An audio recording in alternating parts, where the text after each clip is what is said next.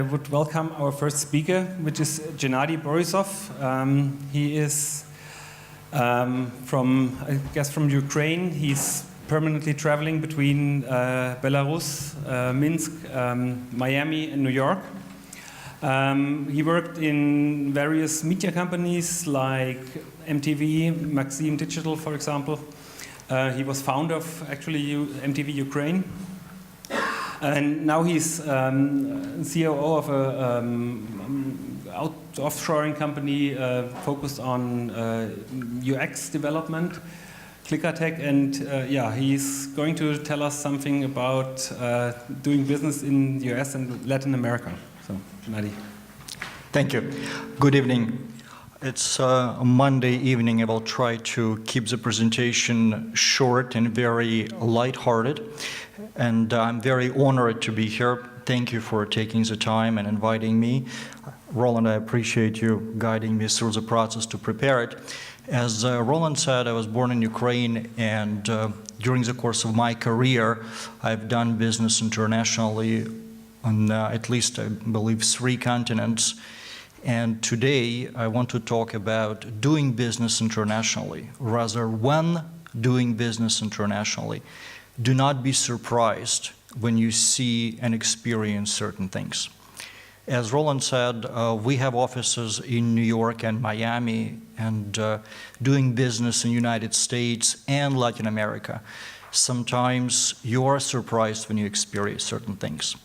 I would like to start the presentation with a short video clip. I hope I can work this computer. I'm sure you've seen it, but do not be surprised at these 2 guys.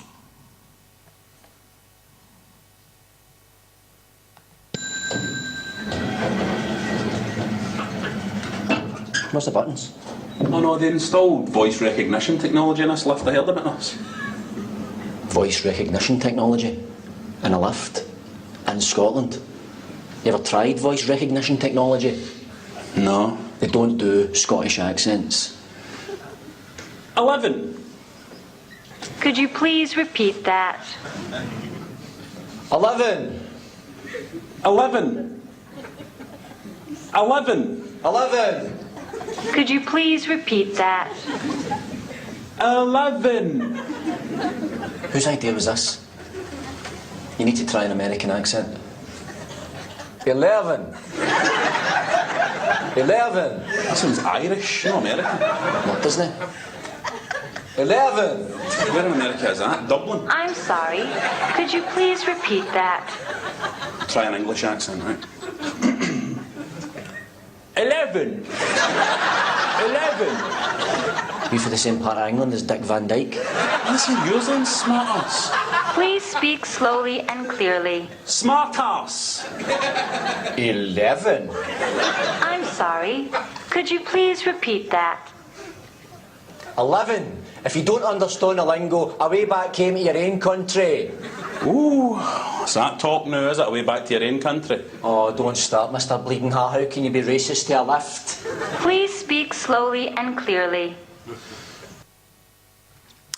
And with that, as you see, those 2 were highly surprised. But Germany has one of the best economies in the world. I'm sure all of you at least already doing business with other countries or thinking about doing this business.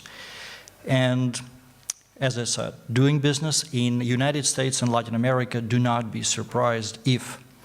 What I've learned, at least working with our partners, is that in Germany, you're expected to be on time, and it's considered a good business practice.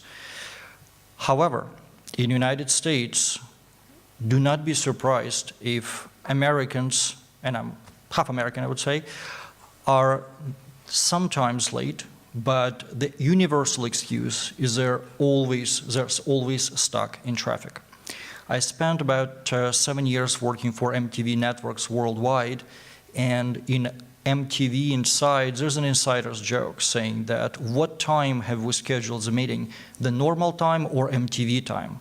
MTV time is always 15 minutes late, and people who come to the meeting on time consider it too formal.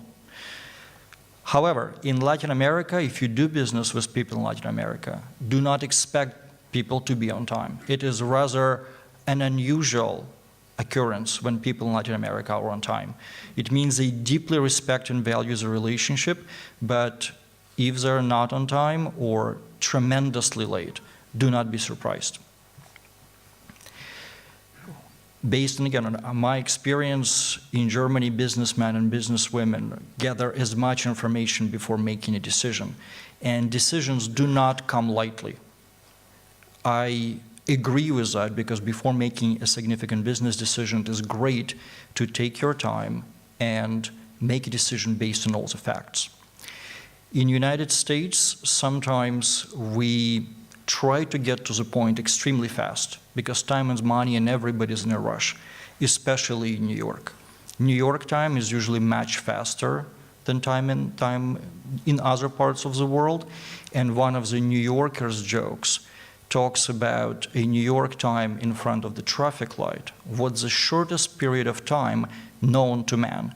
It's a time between the traffic light in front of you turns green and New York taxi driver behind you starts blowing its horn. However, in Latin America, getting to the point may never come during the first, second, or third conversation. You will discuss absolutely everything from weather, sports, politics, family, your favorite pastimes, and only as an afterthought you may come to discuss business. But sometimes you never get to the point of discussing the business. Everything is mañana. I mean, my Spanish is almost non-existent, probably as bad as my German, but do not be surprised if all decisions are postponed.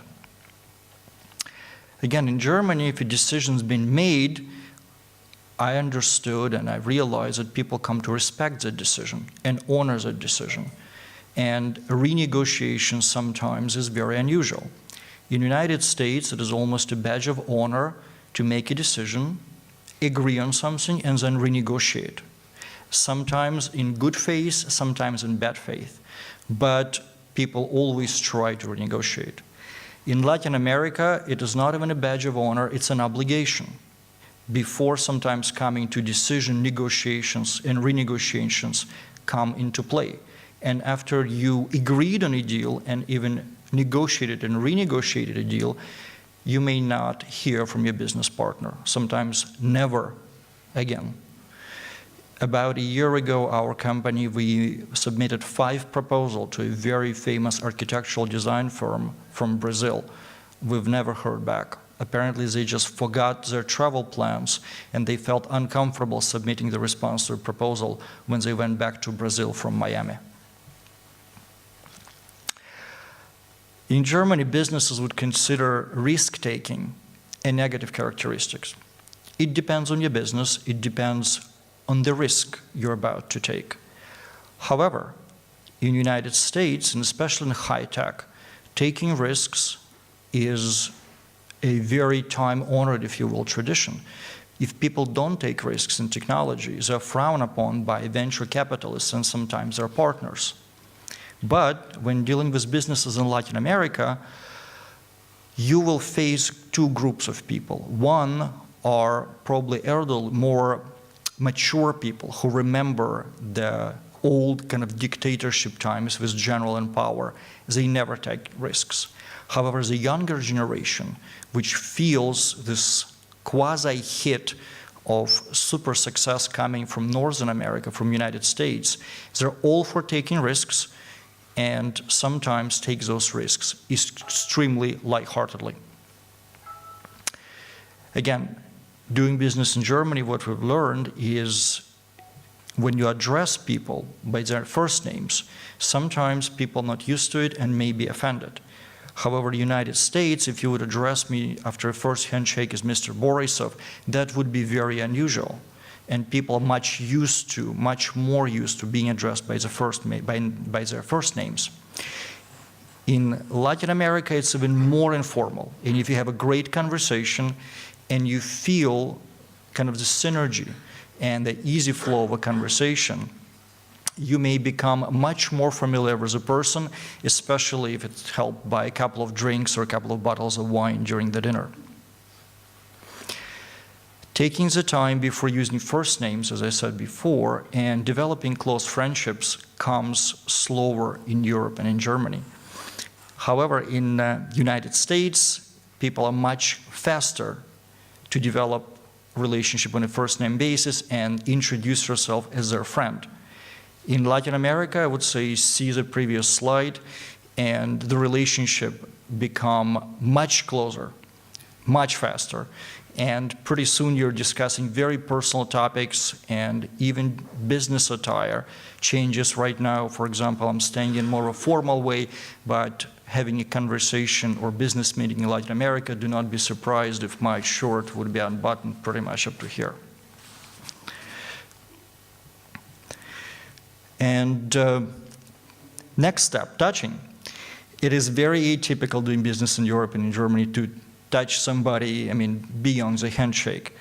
In the United States, partners or people in a conversation would greet each other by clapping each other on the shoulder or grabbing your hand with two hands. In Latin America, do not be surprised if you're kissed, if you're hugged very personally and invited to an evening of entertainment. Any questions? As promised, I try to keep it very short. Thank you for your attention. Thank you, Gennadiy. Great talk. So there are, in fact, things we can learn, especially with the salutation. The "du" in Germany is very hard, and the risk taking is something we should really improve.